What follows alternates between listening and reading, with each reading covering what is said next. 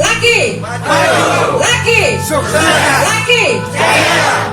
15 tahun Indonesia bebas korupsi.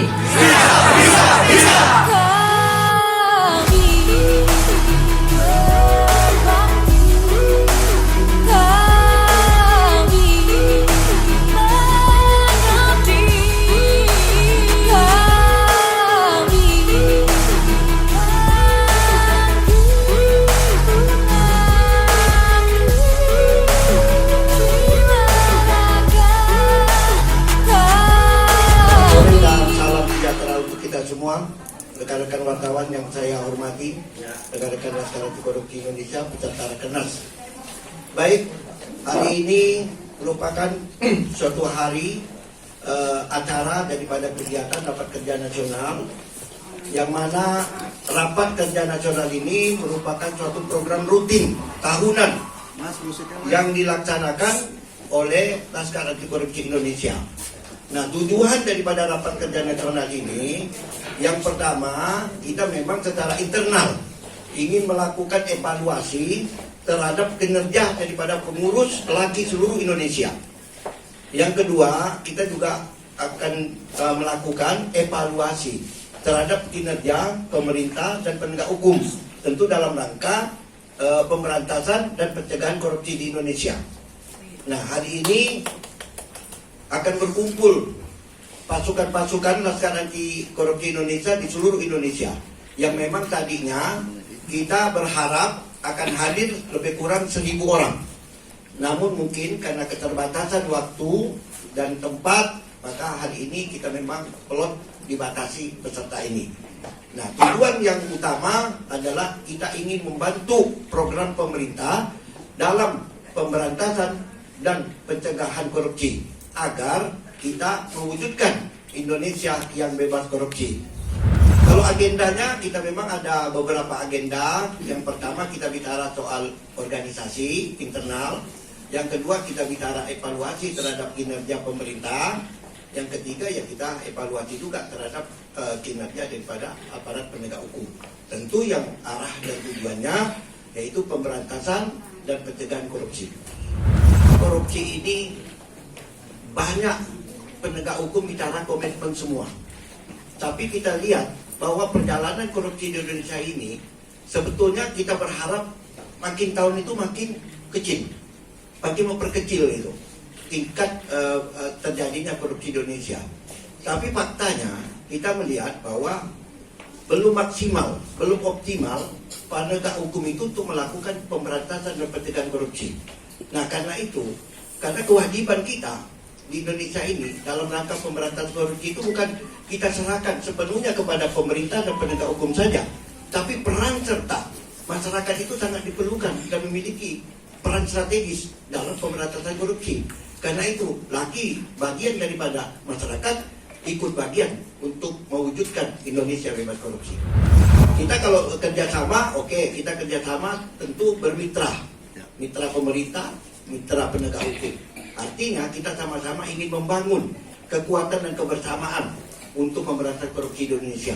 Tanpa adanya peran masyarakat, peran pemerintah, peran penegak hukum, yakin dan percaya korupsi tidak akan bisa kita cegah. Jadi bentuk kerjasama yang kita bangun selama ini, baik dengan pemerintah maupun penegak hukum, yang pertama kita sering melakukan sosialisasi undang-undang tentang tindak pidana korupsi. Yang kedua, sosialisasi tentang bahaya laten korupsi. Yang selanjutnya, kita juga melakukan pengaduan dan pelaporan. Atau laki menemukan suatu bentuk-bentuk dugaan terjadinya tindak pidana korupsi, kita pilih yang mana yang pas.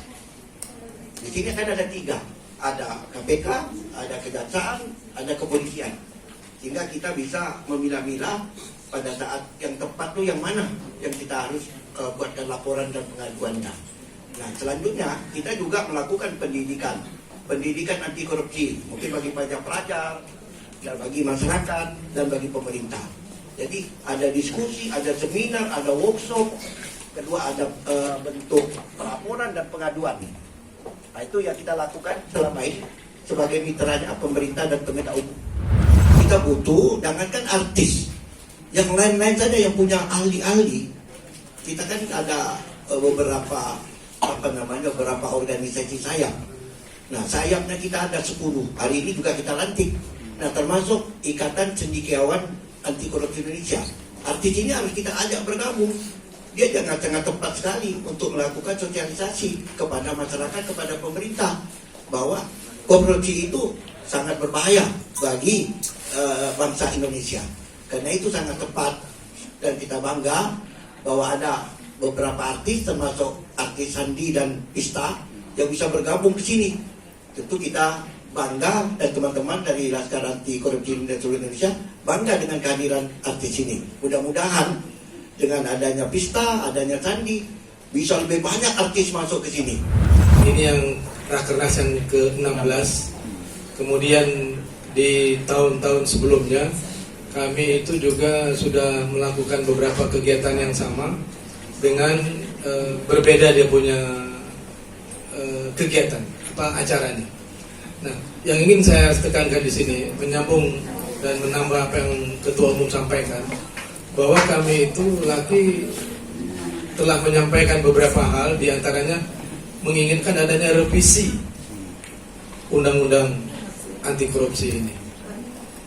Jadi itu yang kami pada waktu Rakernas yang tahun lalu kita juga merekomendasikan, dan insya Allah pada Rakernas ini juga kami akan kembali merekomendasikan adanya revisi undang-undang tindak pidana korupsi. Undang-undang nomor berapa tuh, Pak? Kalau teman-teman mengetahuinya itu kan dalam hal undang-undang tindak pidana tersebut itu minimal dan maksimal. Nah, ada pemikiran dari Ketua Umum ini yang kami teruskan dalam Rakernas bahwa diklasifikasi begitulah dalam hal penerapan hukumannya. Itu yang kita harapkan. Nah, nanti bagaimana klasifikasi itu tentu dari hasil Rakernas ini akan kita publikasikan kepada teman-teman kami. Kenapa kita mau melakukan revisi Undang-Undang Tipikor yang sekarang 31? Karena yang Undang-Undang Tipikor tadi ini tidak membuat efek jerak pelaku korupsi. Karena apa? Yang pertama, ada beberapa kriteria yang saya lihat itu tidak pas, belum tepat diterapkan di Indonesia. Misalnya sanksi hukumannya. Sanksi hukumnya sekarang minimal misalnya 1, maksimalnya 20 tahun. Ya dong pakai 1 tahun. Kalau saya sekarang korupsi 20 miliar, saya minta dihukum 1-2 tahun, saya juga berani melakukan korupsi. Karena tidak ada, ringan sekali hukumannya. Nah, itu latar belakang kita ingin melakukan revisi daripada undang-undang yang ada saat ini, yang mana undang-undang saat ini belum membuat efek jerak pelaku korupsi untuk melakukan korupsi. Beberapa kali melakukan menyampaikan saran pendapat kepada pemerintah, tapi kalau kita melihat, mencermati apa yang kita sampaikan itu cukup direspon. Contoh saja, dulu ada namanya TP4, itu produknya Kejaksaan Agung. Nah, kita sampaikan pada Kejaksaan Agung, ini lebih banyak mudaratnya daripada manfaat. Lebih baik dibubarkan saja. Alhamdulillah, diterima oleh Kejaksaan Agung, makanya TP4 itu bubar. Belum yang lain. Ya, nggak perlulah kita sebutkan begini, karena kita tidak perlu dinilai berbicara untuk dapatkan penilaian, tapi masyarakatlah yang akan menilai. Yang jelas, LAKI sudah bekerja semaksimal mungkin untuk mendukung pemerintah dalam pemberantasan pencegahan korupsi. Ya, di sini kita lihat fakta dan wujudnya bahwa LAKI sudah berada di seluruh Indonesia. Saya sangat bangga sekali saya dilibatkan di LAKI ini dengan Mas Sandi Tumiwa, karena LAKI ini juga berhubungan dengan politik juga, karena suatu organisasi pasti akan berhubungan dengan politik, itu pasti.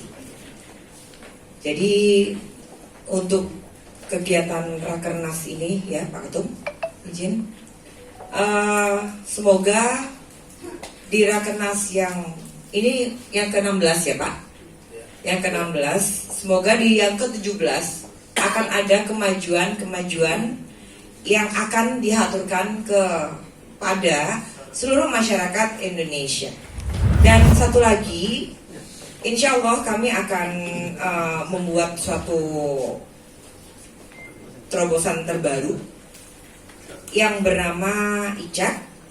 ICAK adalah Ikatan Cendekiawan Anti Korupsi. Karena kita sensitif dengan adanya kata-kata korupsi. Benar nggak teman-teman media?